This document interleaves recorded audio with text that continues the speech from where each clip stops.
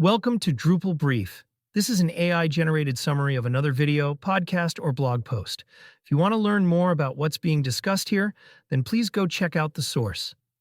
This podcast is sponsored by Drupal Forge. Drupal Forge is an open-source, lightning-fast demo, development, and testing platform. It spins up Drupal sites in less than 5 seconds, complete with a browser-based VS Code.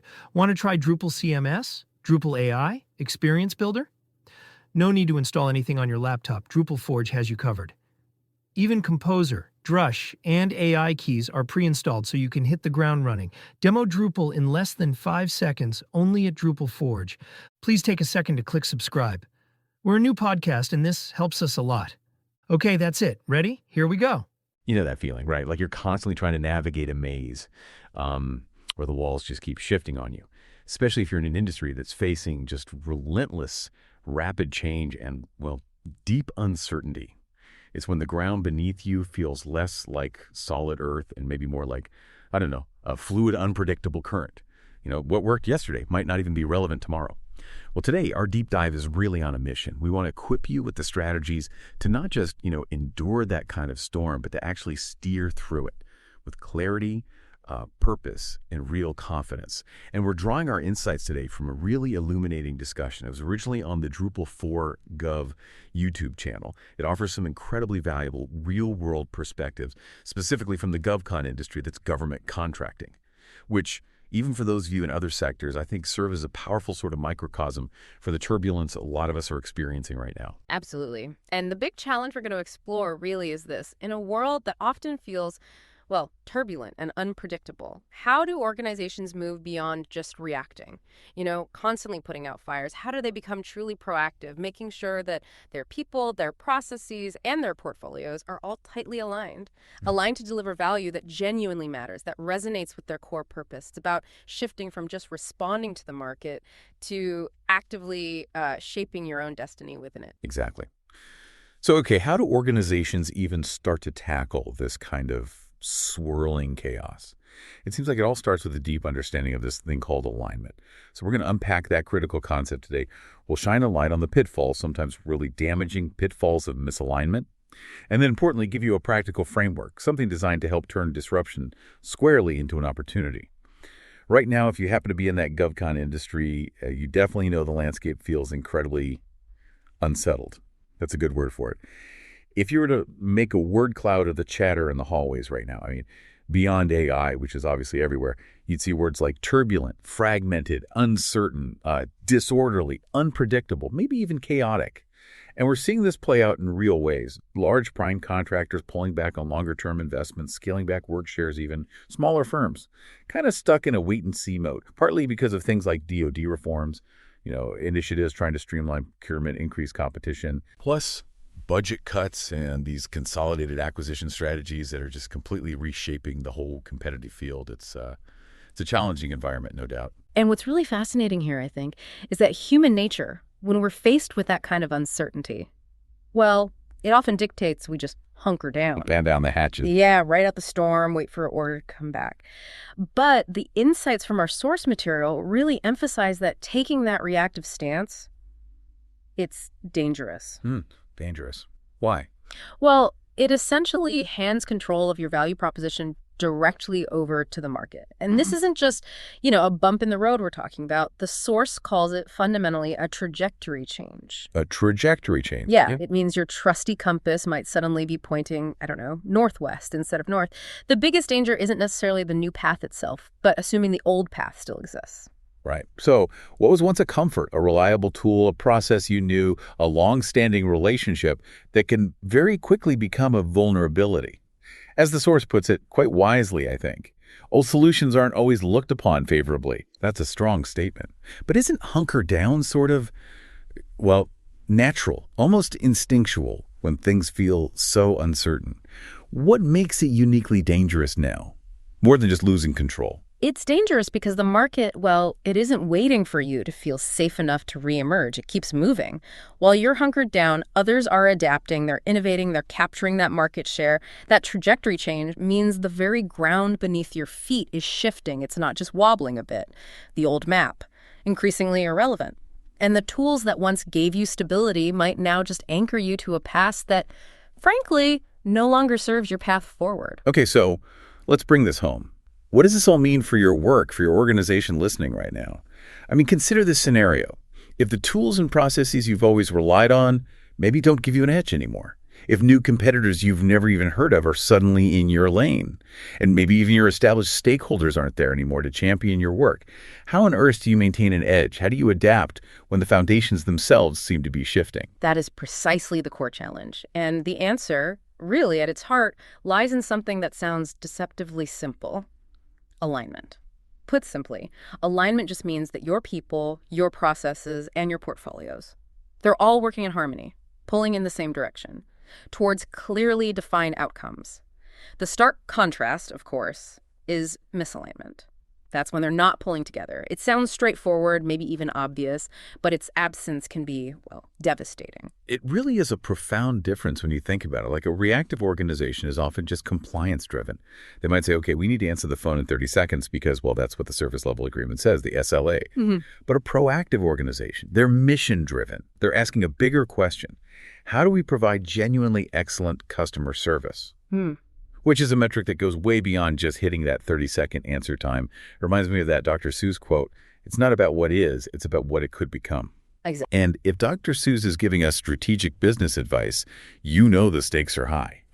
But seriously, that sentiment perfectly captures the difference, doesn't it? Between just meeting a contract line item and truly leading with purpose. Absolutely. And to illustrate the very real, tangible damage misalignment can cause, the source shared a really striking example. It was about a nonprofit, one dedicated to eliminating homelessness. Now, this organization was successfully building affordable housing, on time, within budget. Sounds great, right? Yeah, seems like they're doing their job. But here's the critical flaw: the misalignment. Those houses were being built in areas that were not zoned for homeless people. So the mission, the core purpose, was to eliminate homelessness. But the execution completely failed to connect with that root cause. The effort was there, the compliance metrics looked good, maybe, but the actual outcome was missed. And this kind of misalignment, it leads to real measurable damage. Things like missed deadlines, pervasive burnout across teams, failed product launches, and in really severe cases, even organizational collapse. Ultimately, you're just drifting further and further away from your original purpose, often with the best intentions. That's a powerful, almost chilling visual for misalignment. But how often do you think organizations believe they're aligned when really they're just compliant with maybe the wrong metrics? Far too often, I suspect. Much more often than we'd like to admit. And that's precisely why this concept matters so incredibly much. When you're simply compliant, you might be very busy, but maybe not truly productive in terms of the mission. But when you're aligned, every action, every process contributes to that larger, meaningful outcome. So what's the real implication here? Why should you, listening, care about alignment beyond just, avoiding those horror stories? Well, the numbers are pretty compelling, actually. The source material highlighted that a staggering 89% of alignment gaps cause direct revenue loss. Think about that for a second. Almost 9 out of 10 times, a simple disconnect somewhere costs you real money. Wow. That's huge. It really is. It's not just inefficiency. It's actively leaving cash on the table because not everyone is rowing in the same direction. Conversely, highly aligned teams, they're proven to grow faster, they're significantly more profitable. And in the public sector especially, this isn't just a nice to have. The source says alignment is survival. It's really about ensuring that your mission, your strategy, and your value are all harmonized. You're not just surviving, but actually thriving. Right. So to achieve this really crucial alignment, we need to start with an internal search, if you will, defining the organization's inherent value. And this brings us to what the source calls the foundational 3 Ps: people, processes, and portfolios. Let's start with people. Now, this isn't just about headcount. It's not just having bodies and seats. It's about making sure you have the right roles in place with the right capabilities and clear accountability, who owns what, to monitor and control those outcomes. It means maybe proactively identifying roles that gauge customer experience, for instance, even before a government requirement or a specific SLA comes in. It's about knowing who's responsible for understanding that feedback, acting on it, and making sure everyone feels connected to that bigger picture. Okay, next up.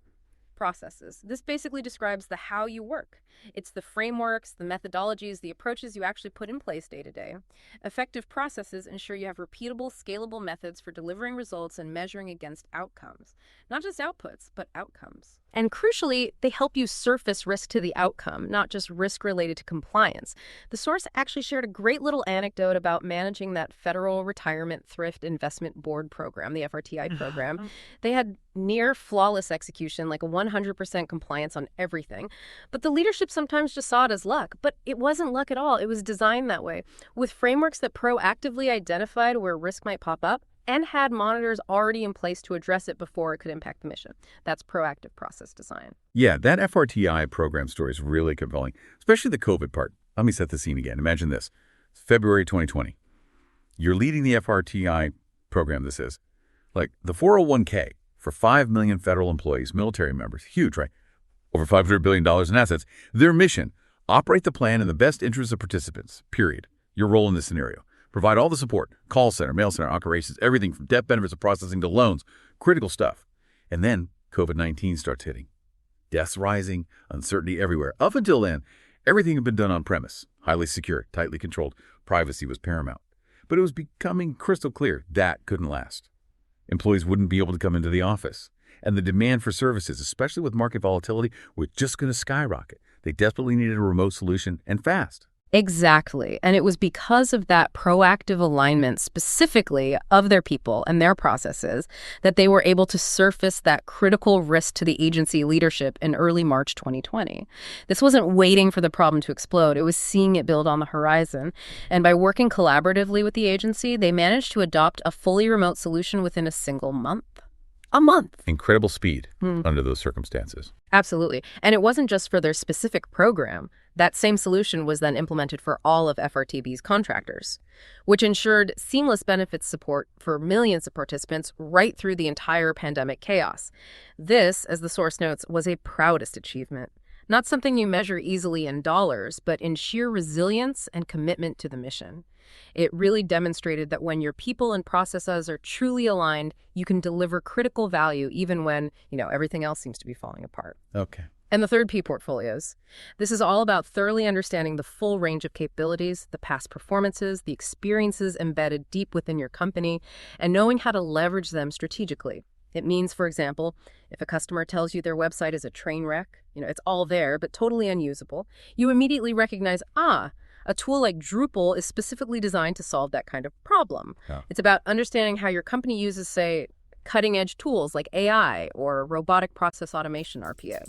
Which, just quickly, RPA is basically software bots automating repetitive tasks, right? I have a quick question for you. Are you still spinning up Drupal sites the old way? If it's working for you, then great. But if you want to move faster, then listen up. Drupal Forge is now the fastest growing demo, development, and testing platform used by developers, testers, contributors, and trainers across the world. Need to spin up a quick demo? Done in seconds. Want to test a new module? Instant environment. Building a training course? Perfect sandbox ready to go. And here's the cool part. Got a template that others could use? Share it publicly or keep it private for your team. All at Drupal Forge. Stop wasting time on setup and start building faster. Okay, that's it. Back to the show. Exactly. So understanding how your company uses tools like that across your entire portfolio, rather than just waiting for customers to spell out exactly what they need, it's about being able to apply solutions proactively because you know what's in your toolkit. Right. But understanding your value through those three people, processes, portfolios, that's maybe only half the battle, isn't it? How do you actually maintain that value?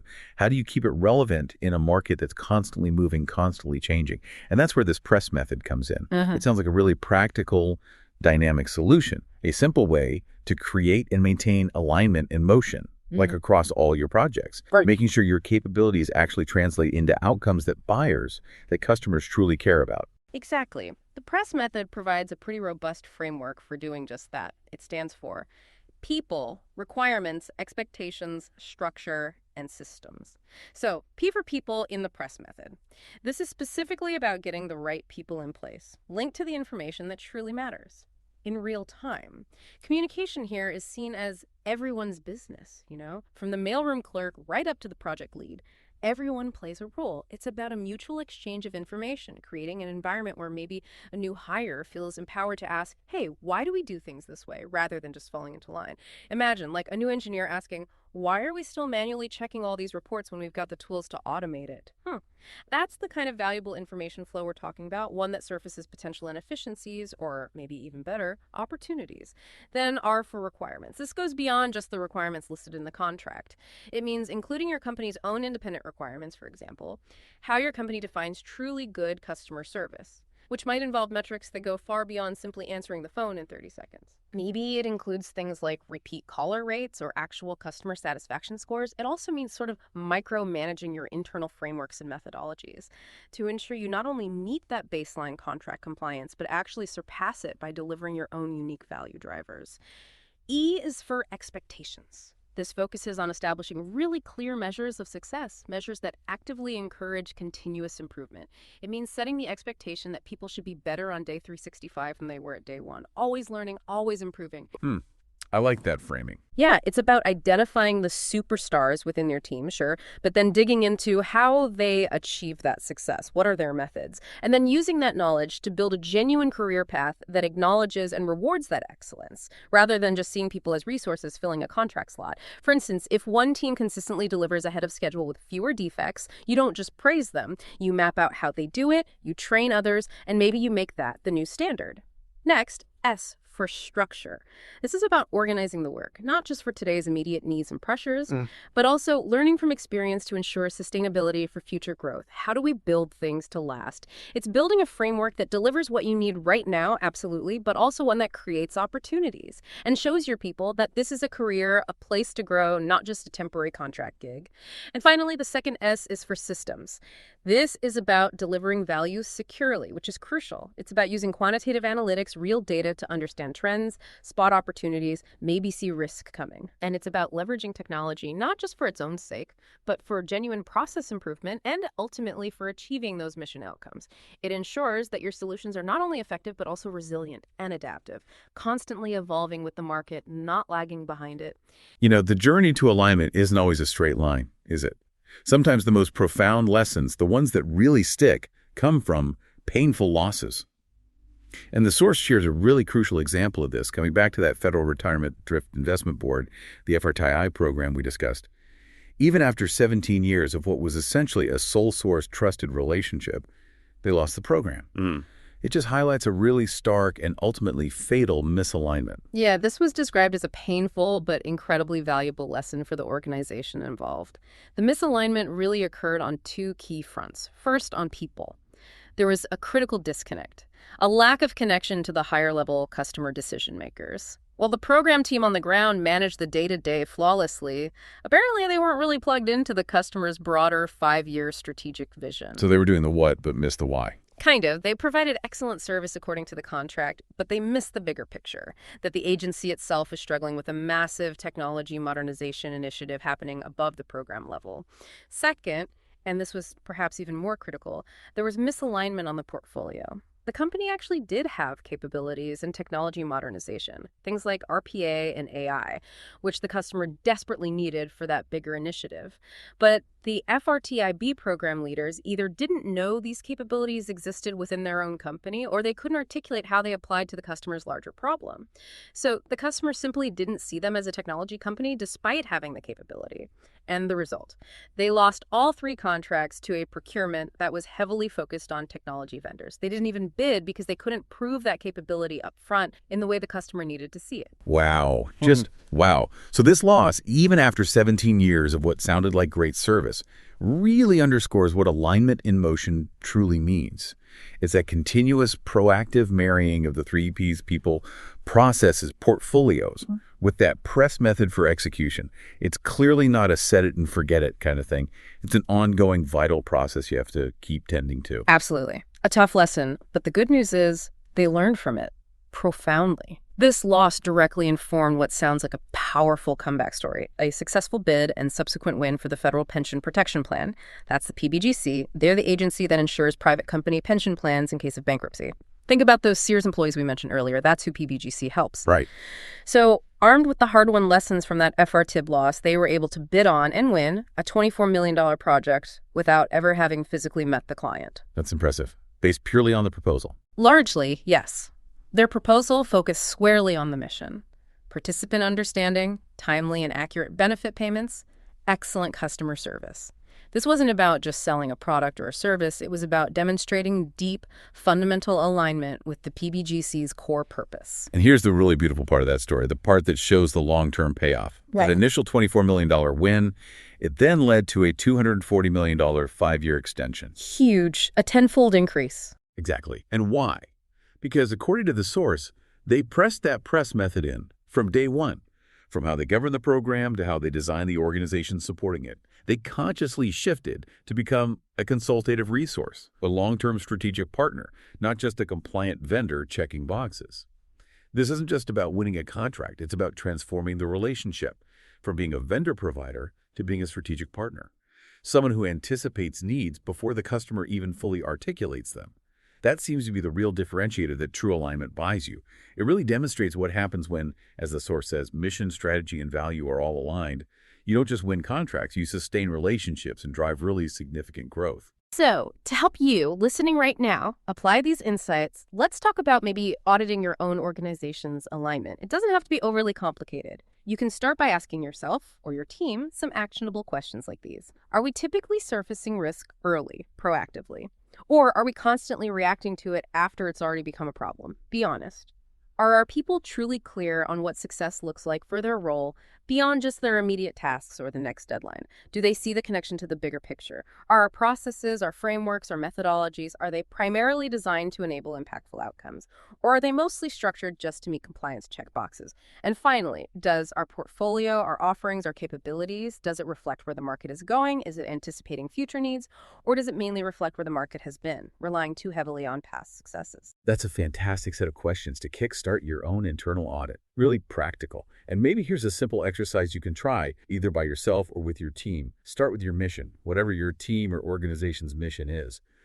When you define your purpose and your role within that mission, are you aligning it primarily back to, say, a specific customer requirement, an SLA, a production standard? Or is your mission statement, your guiding principle, something larger? Does it align back to a meaningful outcome? If it's mostly the former, if you're just tying your why back to a performance metric, the source makes it pretty clear you're probably misaligned. And this isn't just a GovCon thing or a nonprofit issue. Whether you're building software, designing marketing campaigns, running a small business, that potential disconnect between your daily activities and the ultimate intended outcome, that's a universal killer of value.